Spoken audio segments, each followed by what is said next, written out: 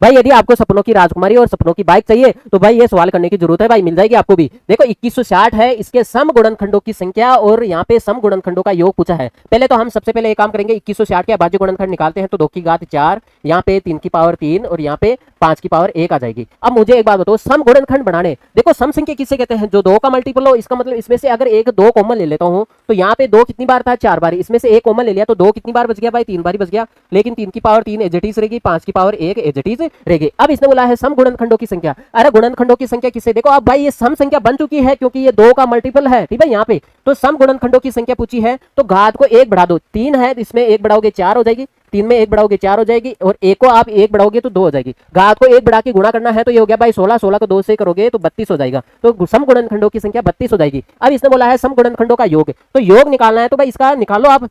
योग पता है कैसे निकालते हैं भाई, घात को 1 बढ़ा देते हैं, 2 की घात 4, यहाँ पे 1 घटा दो। यहाँ पे क्या दिखाई दे रहा है, यहाँ पे 2 - 1, तो नीचे भी 2 - 1 लिख दो। घात को 1 बढ़ाना है तो 3 की पावर 4 हो जाएगी, -1 घटा दो। यहाँ पे क्या दिखाई दे रहा है 3 - 1, तो नीचे भी 3 - 1 लिख देते हैं। यहाँ पे एक भी घात को 1 बढ़ा देते हैं तो 5 का स्क्वायर -1 और यहाँ पे कितना हो गया भाई 5 - 1।